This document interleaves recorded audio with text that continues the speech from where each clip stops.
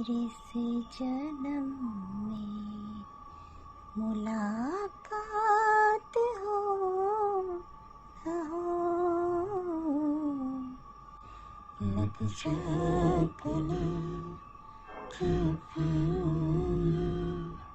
हंसी रात हो न हो, शायद फिर इस जन्म में मुलाकात हो न हो। नमस्कार दोस्तों, स्वागत है आपका कहो कहानी यूट्यूब चैनल पर। आप सुन रहे हैं डरावनी कहानी मेरे साथ। दोस्तों, आज की कहानी एक काल्पनिक कहानी है जो मैंने खुद लिखी है। आज की कहानी का नाम है गांव की वेश्या। तो बिना वक्त ज़ाया करते हुए कहानी को शुरुआत करते हैं। सुना है कि हम जिस गांव जा रहे हैं उस गांव पर किसी चुड़ैल का साया है। मैंने टॉर्च की रोशनी को मेरे दोस्त रोहित के मुंह पर मारते हुए कहा। हाँ, मैंने भी सुना है, पर आज के ज़माने में ऐसी बातों पर कौन यकीन करता है। मैं और रोहित, हम दोनों दोस्त ऑफिस के काम से हाथ में टॉर्च लिए उस भूतिया गांव की तरफ बढ़ रहे थे। गांव शहर से काफ़ी दूर था और रास्ता सुनसान। गांव शहर से इतना दूर था कि वहां आने जाने के लिए कोई वाहन, कोई गाड़ी भी मौजूद नहीं थे। यार, उस चुड़ैल का तो पता नहीं, पर अगर हम सही रास्ता नहीं ढूंढ पाए तो जंगली जानवर जरूर हमें अपना शिकार बना लेंगे। मैंने रोहित की बातों पर ज़्यादा ध्यान नहीं दिया और रास्ते को टटोलता हुआ आगे बढ़ता रहा। अब हम दोनों भी एक मोड़ पर खड़े थे। दाएं जाए या बाईं तरफ जाए यही सोच रहे थे कि अचानक हम दोनों की टॉर्च बंद पड़ गई। तभी रोहित अपने टॉर्च को अपने हाथ पर पटकते हुए बोला, अरे, अब इसे क्या हो गया? अब हम आगे कैसे जाएंगे? लगता है आज जरूर हमारी मौत लिखी हुई है। तब मैंने एक खेत की ओर इशारा करते हुए उससे कहा, तेरा तो पता नहीं, लेकिन शायद मेरी मौत आज नहीं लिखी है। रास्ते के किनारे थोड़ी दूरी पर हमें एक मकान दिखाई दे रहा था। उस मकान से बाहर आती रोशनी दिखाई पड़ रही थी। मकान की हालत ठीक नहीं थी, लेकिन रोशनी देख हमने सोचा कि वहां कोई तो होगा जो हमारी मदद कर देगा। रात काफी हो चुकी थी, हाथ को हाथ दिखाई ना दे इतना घना अंधेरा था। तो आगे जाने के लिए हमें किसी के सहारे की जरूरत थी। हम दोनों ने उस मकान की तरफ बढ़ने का फैसला किया। मकान तक जाने का रास्ता हमें ठीक से दिखाई नहीं दे रहा था। शायद वो रास्ता काफी छोटा और खेतों और झाड़ियों के बीच से गुजर रहा था, क्योंकि वहां से गुजरते हुए हमें झाड़ियों की सरसराहट की आवाज आ रही थी। आखिरकार किसी तरह हम दोनों उस मकान के पास पहुंच गए। मकान की हालत देख लग रहा था मानो कई सालों से यहाँ कोई रहता ना हो। अंदर से आती हुई रोशनी हमें साफ साफ दिखाई दे रही थी और तभी अंदर से किसी लड़की के गाने की आवाज आने लगी और तब अचानक से अंदर की रोशनी कम होती चली गई और वो आवाज भी। हमारे आसपास भी सब तरफ अंधेरा ही अंधेरा छा गया, एकदम काला घना अंधेरा। मैंने रोहित को डर के मारे वहां से वापस रास्ते पर चलने का इशारा किया, लेकिन मेरी बात को टालकर वो सीधा दरवाजे के पास चला गया। रोहित दरवाजे पर दस्तक देने ही वाला था कि मैंने उसका हाथ पकड़ लिया, क्योंकि कुछ पल में वहां का माहौल इतना डरावना हो गया था कि हमारे आसपास अचानक से सब एकदम शांत और सुनसान हो गया था। लेकिन फिर भी रोहित ने मेरे हाथ से अपना हाथ छुड़ाकर दरवाजे पर दस्तक दे ही दी। तभी अंदर से एक आवाज आई, चले जाओ यहाँ से, यह जगह तुम्हारे लिए नहीं है। मौत से डर लगता है तो निकल जाओ यहाँ से। उस आवाज को सुन मैं रोहित का हाथ पकड़ते हुए उसे पीछे खींचते हुए वापस जाने लगा। उस आवाज को सुनकर मैं काफी डरा हुआ था। मेरे हाथ पांव कांपने लगे थे, लेकिन रोहित कहाँ मेरी सुनने वाला था। वो अपना हाथ छुड़ाकर फिर से उस मकान की ओर जाने लगा। मैं उसकी ओर बिना ध्यान दिए आगे रास्ते की तरफ चला गया। मैं जैसे तैसे फिर से सड़क पर पहुंच गया और वहीं खड़ा होकर रोहित के आने का इंतजार करने लगा। मेरी धड़कन तभी तेज हो गई थी। तभी रोहित दौड़ते हुए मेरी तरफ आया और बोला, अरे यार, तू खामखा जल्दी वापस आ गया। मैंने खिड़की से अंदर जाकर देखा। वो लड़की हमें उल्लू बना रही थी। क्या सुंदर थी वो। मन तो कर रहा था कि अभी के अभी अंदर जाकर उसे खा जाऊं। गोरा गुलाबी बदन, कमर की तो क्या बात करूं यार। इतनी नाजुक, इतनी कोमल कि छूने भर से ही लाल लाल हो जाए। तब मैंने रोहित से पूछा, कहीं तुम मेरे साथ कोई मजाक तो नहीं कर रहे हो ना? तब रोहित ने मेरे हाथ को पकड़कर खींचते हुए कहा, अरे नहीं, चल तुझे भी दिखाता हूँ। तू भी उसे देख पागल ना हो जाए तो बोलना। तब मैंने अपना हाथ छुड़ाते हुए रोहित से कहा, नहीं, पागल है क्या? हम इस गांव में पहली बार आ रहे हैं। यहाँ हम किसी के बारे में कुछ भी नहीं जानते। कुछ भी गड़बड़ हो गई तो हमारी नौकरी जा सकती है। तो अब मेरी बात सुन, चुपचाप सुन मेरी बात।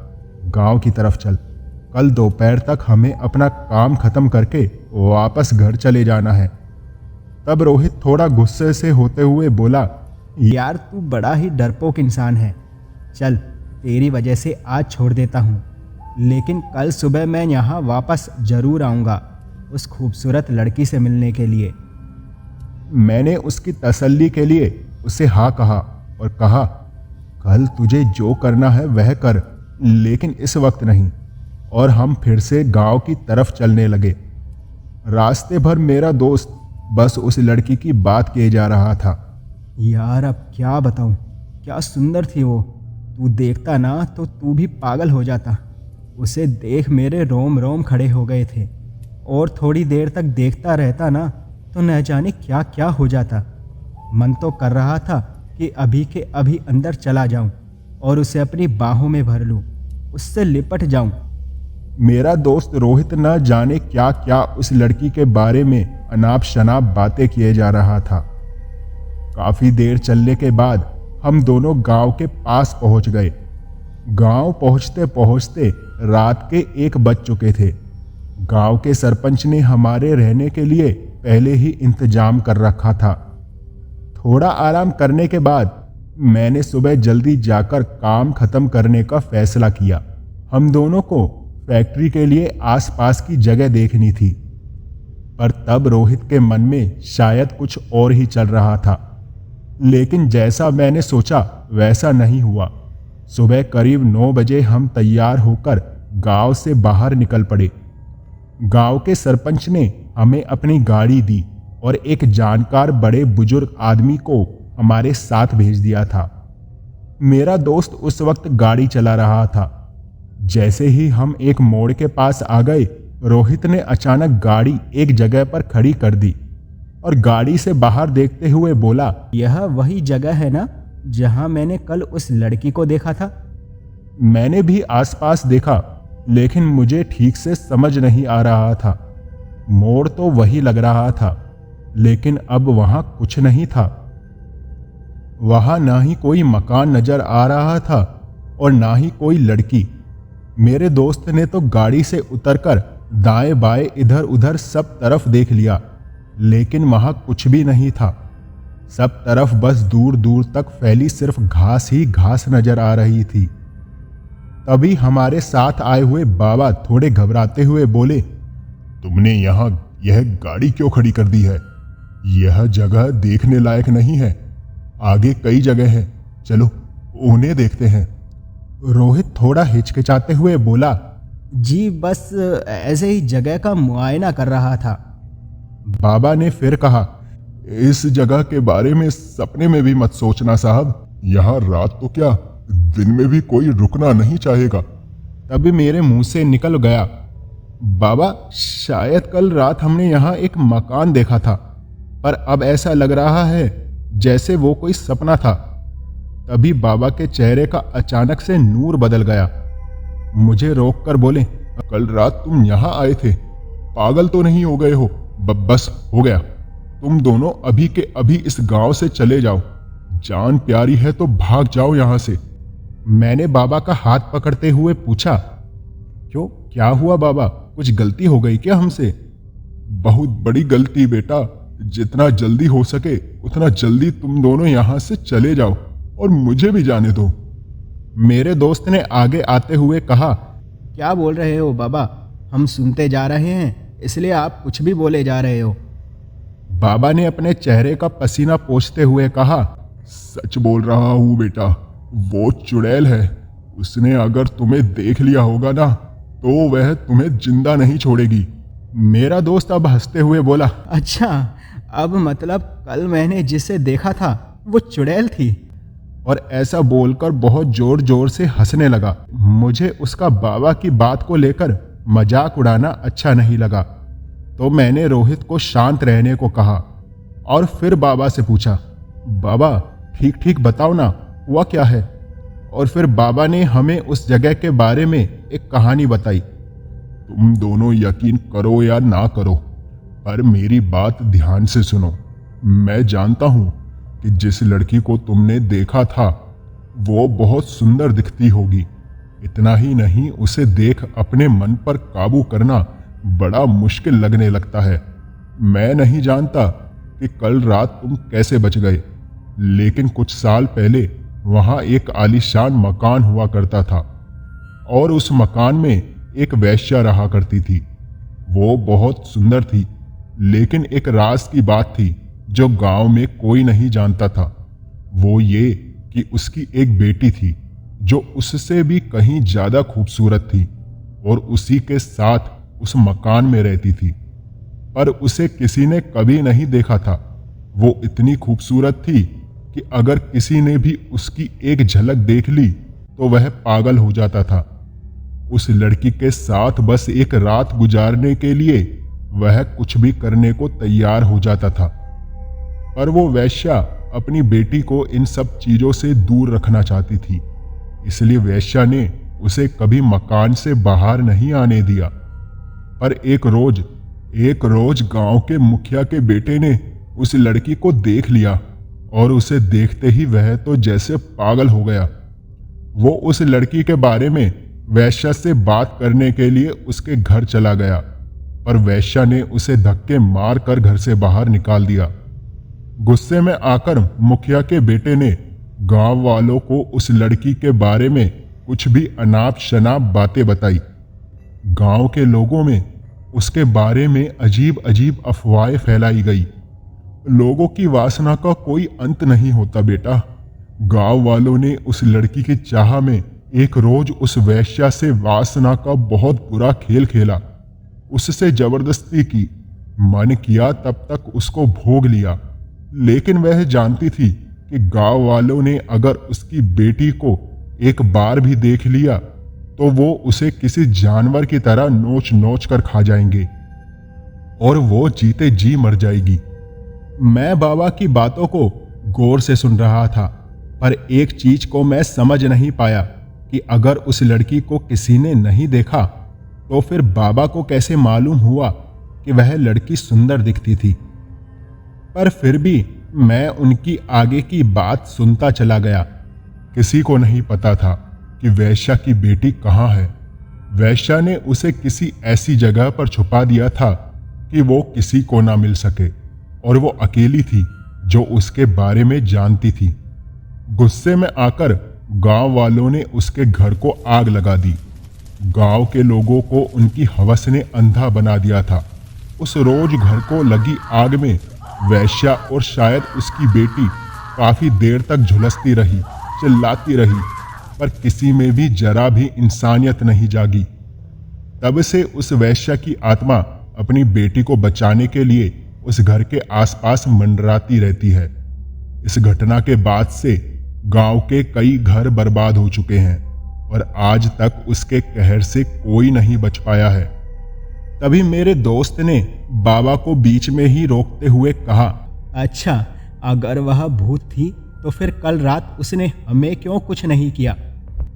तब बाबा ने शांत होते हुए कहा, क्योंकि शायद जिसे तुमने देखा वो वैश्या नहीं थी, उस वैश्या की बेटी थी। मेरे दोस्त ने उस चुड़ैल की बेटी को देखने की गलती की थी और वह मानने को राजी ही नहीं था कि वो एक भूत है, एक चुड़ैल है। अब हम उसी जगह पर खड़े थे। हमारे साथ आए हुए बाबा मेरे दोस्त पर चिल्लाने लगे थे, लेकिन वो वापस गांव जाने के लिए तैयार ही नहीं था। बाबा की बात सुनकर मैं काफी डर गया था। तभी रोहित ने बाबा से कहा, बाबा, आपने उसे देखा होता ना तो आप ऐसी बातें बिल्कुल नहीं करते।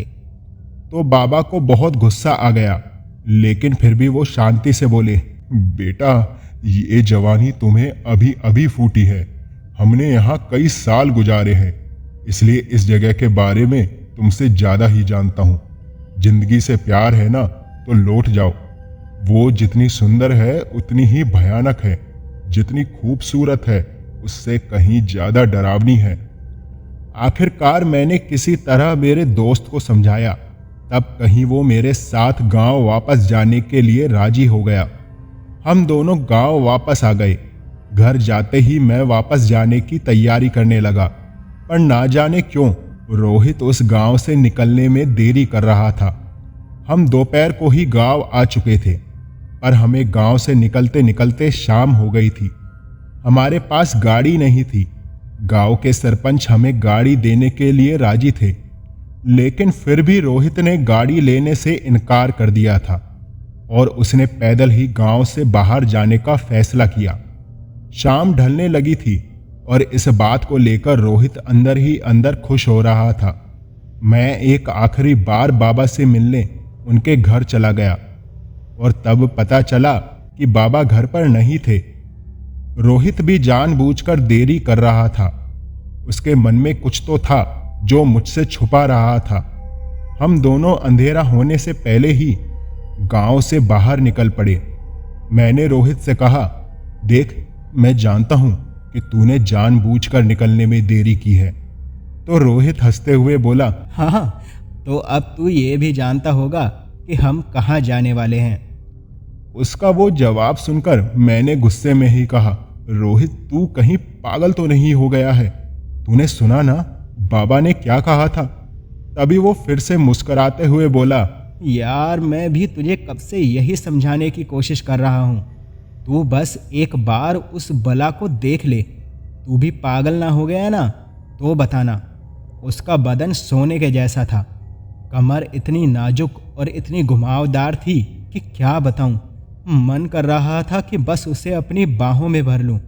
उसकी महक ही ऐसी है कि मैं खुद को रोक नहीं पा रहा हूं।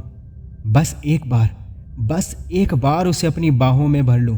उसके बाद तू जहां कहेगा मैं वहां जाने के लिए तैयार हूं। देख देख, सिर्फ उसकी याद आने से ही मेरा दिल जोर जोर से धड़कने लगता है। उसके ख्याल से ही मेरे रोंगटे खड़े होने लगते हैं। शायद वो भी यही चाहती है।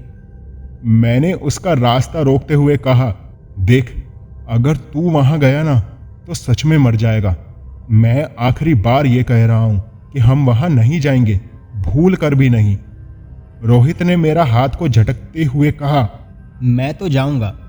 मैंने फिर रोहित को पीछे से ही कहा, देख, तू मुझे मजबूर कर रहा है रोहित। मैं वापस अकेला ही शहर चला जाऊंगा, फिर तुझे जो करना है वो कर। रोहित ने चलते चलते ही जवाब दिया, जा, तुझे क्या पता कि वो क्या है। वो चुड़ैल नहीं, वो अप्सरा है। उसे देखने के बाद अब मेरा दिल मेरा नहीं रहा। उसकी वो बकवास सुनकर मुझे उस पर और गुस्सा आ रहा था। मैं उसे वहीं छोड़कर वापस शहर की तरफ जाना चाहता था, लेकिन उसे अकेला छोड़कर जाने को मेरा मन नहीं कर रहा था। रोहित तो बस आगे की तरफ बढ़ता ही जा रहा था, उस मकान की तरफ, और ना चाहते हुए भी मैं उसके पीछे पीछे चल रहा था। अब अंधेरा हो चुका था। उस रात में अजीब सा सन्नाटा था। अजीब अजीब आवाजें आ रही थी, मानो वो हमसे वापस जाने को कह रही हों। और आखिरकार वो मकान हमें फिर से उसी जगह पर दिखाई दिया। इस समय भी उस मकान के अंदर से रोशनी दिखाई पड़ रही थी। शायद वो रोशनी लोगों को अंदर बुलाने के लिए थी। वो ही किसी के गाने की आवाज उस मकान से आ रही थी। रोहित रास्ता छोड़ घास के बीच से होते हुए उस मकान की ओर जाने लगा। मैं वहीं रास्ते पर रुक गया। मन किया कि उसे पुकारूं, पर डर के मारे अब मुंह से आवाज नहीं निकल रही थी। ऊपर से वो भी कहाँ मेरी बात मानने वाला था। मैंने देखा कि रोहित के पास जाते ही गाने की आवाज आना बंद हो गई और मकान का दरवाजा अपने आप ही खुल गया। वो चुड़ैल भी शायद यही चाहती थी कि रोहित अंदर आ जाए। मेरी सांस तेज हो गई थी। दरवाजे पर कोई खड़ा था जो उसे अपने पास बुला रहा था। मुझे दूर से ही बस उसकी काली आकृति नजर आ रही थी। इसमें कोई शक नहीं था कि वो किसी लड़की या फिर किसी औरत की आकृति थी। औरत या फिर वो चुड़ैल। हिम्मत कर मैं भी धीरे धीरे थोड़ा थोड़ा आगे चला गया। पता नहीं क्यों, पर मेरे दोस्त को मैं अकेला वहां छोड़ नहीं सकता था। देखते ही देखते रोहित उस घर के अंदर चला गया। घर के अंदर जाते ही दरवाजा अपने आप बंद हो गया। वो देख डर के मारे मेरे हाथ पांव कांपने लगे। अंधेरा इतना घना था कि क्या करूं मुझे समझ नहीं आ रहा था। मैं हल्के कदमों के साथ उस घर के खिड़की के पास चला गया और खिड़की की दरार से अंदर झांकने की कोशिश करने लगा। अंदर जो मैंने देखा वो देखकर मेरे रोंगटे खड़े हो गए। मेरा दोस्त जहां बैठा था उसके ठीक सामने वो लड़की बैठी हुई थी। जैसा उसने कहा था बिल्कुल वैसी ही सुंदर, नाजुक और कोमल। वो लड़की सच में इतनी सुंदर थी कि कोई भी उसके साथ वक्त बिताने के लिए कुछ भी कर सकता था। नाजुक कमर, गोरा गुलाबी बदन, पर वो चुड़ैल, वो वैश्या बिल्कुल उसके पीछे खड़ी थी। वो रोहित को घूर रही थी। पता नहीं वो किस बात का इंतजार कर रही थी कि तभी देखते ही देखते अचानक से वो लड़की कहीं गायब हो गई। तब मुझे बस वह चुड़ैल नजर आ रही थी। वो आग में झुलस रही थी, जल रही थी और यहां वहां झूल रही थी। उसकी आंखें लाल लाल थी, पूरा बदन जला और खून से सना हुआ था और उसके बदन से खून टपक रहा था। वो हवा में लहराती हुई मेरे दोस्त के चारों ओर चक्कर लगाने लगी और मेरा दोस्त रोहित डर के मारे उसके सामने रोने लगा, गिड़गिड़ाने लगा। धीरे धीरे वहां आसपास की गर्मी बढ़ती जा रही थी। मैंने खिड़की को धक्का देकर मेरे दोस्त को आवाज लगाई तो वो चुड़ैल मुझे घूरने लगी। तुम इस गांव के नहीं हो, चले जाओ यहाँ से, वरना तुम्हें इतनी डरावनी मौत दूंगी कि तुम्हारी रूह तक कांप जाएगी। कल मैंने तुम्हें छोड़ दिया था, उसके बावजूद तुम यहाँ वापस आए हो। चले जाओ यहाँ से, चले जाओ। उसकी आवाज बहुत ही अजीब सी थी और इतना सुनते ही मैं वहां से भाग खड़ा हुआ। दरवाजा फिर से अपने आप ही खुल गया। रोहित के अंदर भागने की ताकत नहीं थी। मैं किसी तरह उस घर के अंदर चला गया और तेजी से उसे खींचते हुए घर से बाहर ले आया। रोहित भी लड़खड़ाते हुए मेरे पीछे पीछे रास्ते की तरफ भागने लगा। वो चुड़ैल हमें दूर से ही देख रही थी और उस वक्त शायद उसके पीछे छुपकर उसकी लड़की की आत्मा भी हमें देख रही थी। हम दोनों डरे हुए थे, इसलिए हमने वो रात उसी गांव में गुजारने का फैसला किया और हम दोनों सीधे वापस गांव की तरफ चल पड़े। उस चुड़ैल को देखने के बाद मेरा दोस्त उसका नाम भी नहीं लेना चाहता था। वो चुपचाप गांव की ओर चल रहा था, पर मेरे दोस्त ने सच कहा था, क्योंकि जब से मैंने उस चुड़ैल की बेटी को देखा था तो मुझे अंदर ही अंदर कुछ महसूस हुआ था। सच कहते हैं लोग, जो भी उसे एक बार देख लेता है वो पागल हो जाता है। वो कोमल मुलायम बदन, उसे एक बार देखने से मन नहीं भरता। नाजुक गुलाबी होठ, इतनी सुंदर, इतनी खूबसूरत कि अपने आप पर काबू पाना मुश्किल हो जाए। कौन है वो लड़की? उसके बारे में कोई क्यों कुछ नहीं जानता? कोई तो होगा जो उस लड़की को जानता होगा।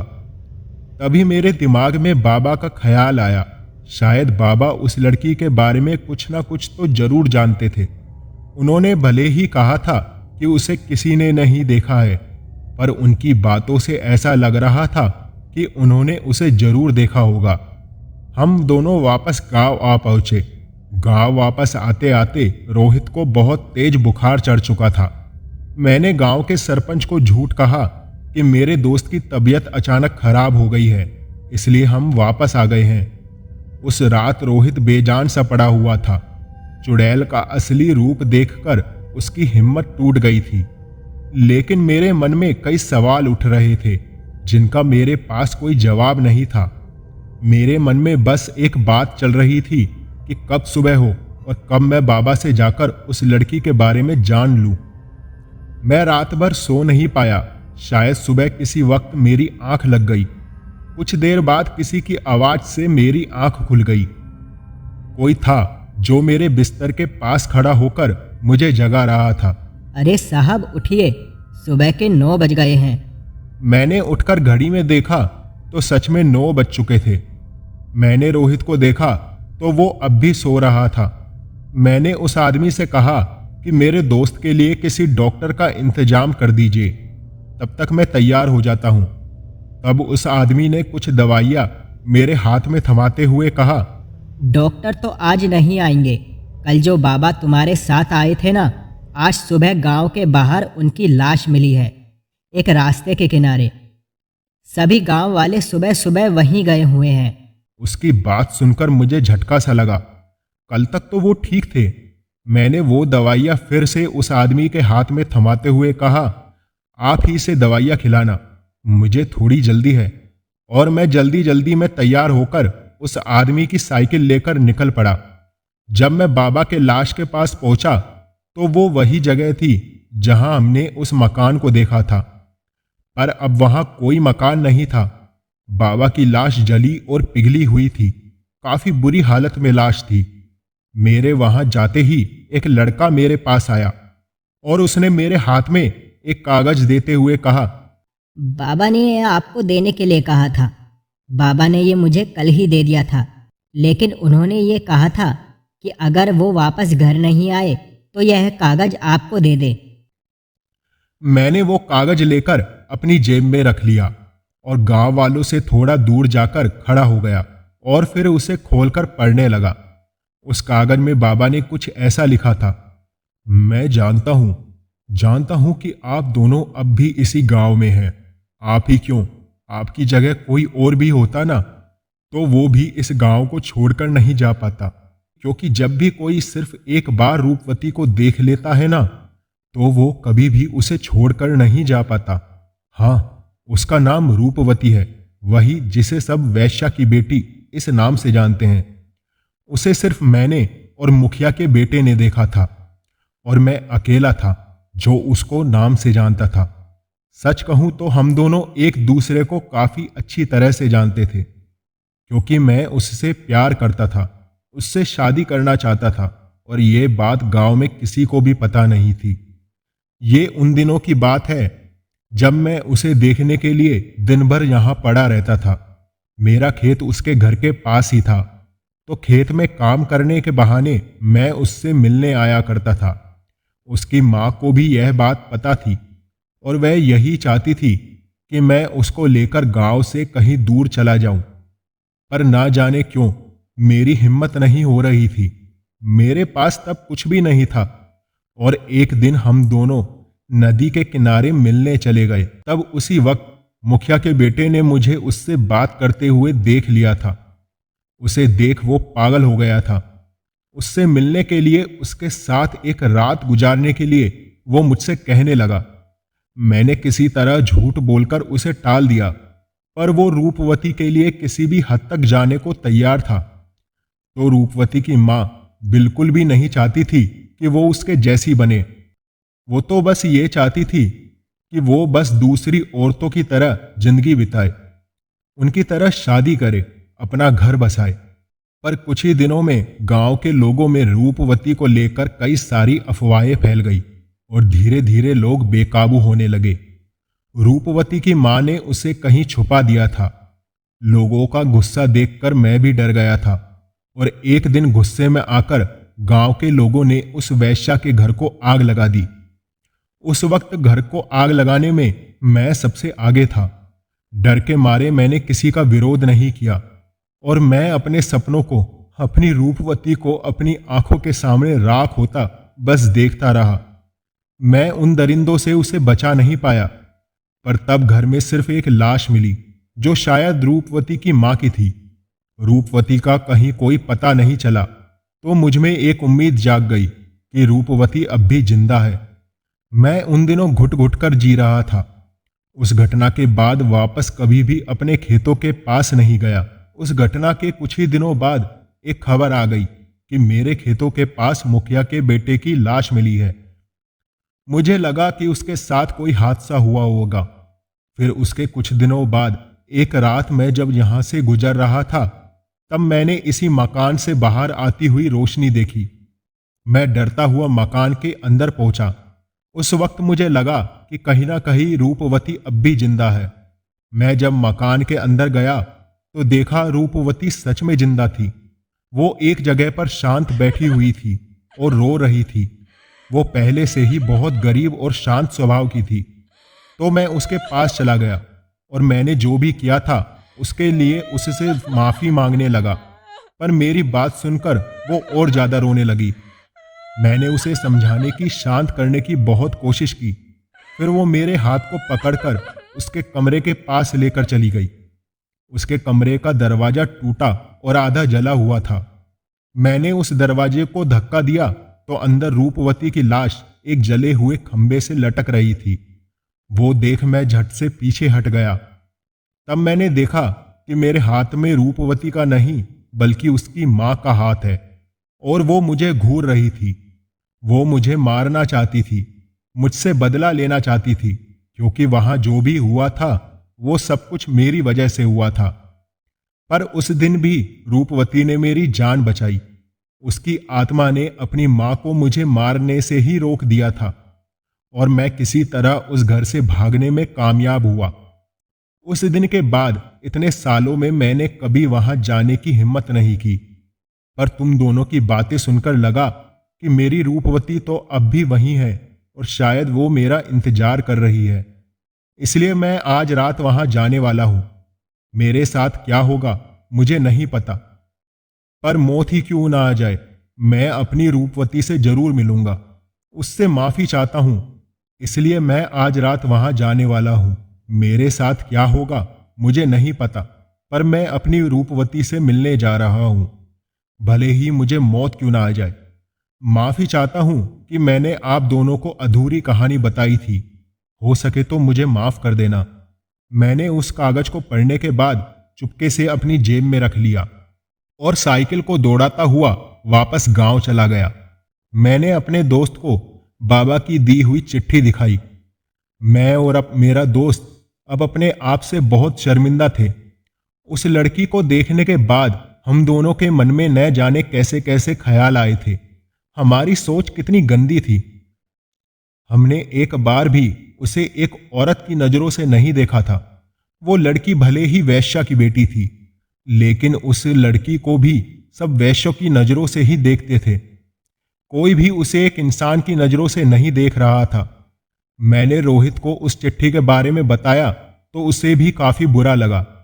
हम जब इस गांव से बाहर निकले तो हम दोनों ने अपनी सोच के लिए उस जगह से हाथ जोड़कर माफी मांगी और फिर वहीं से शहर के लिए निकल पड़े।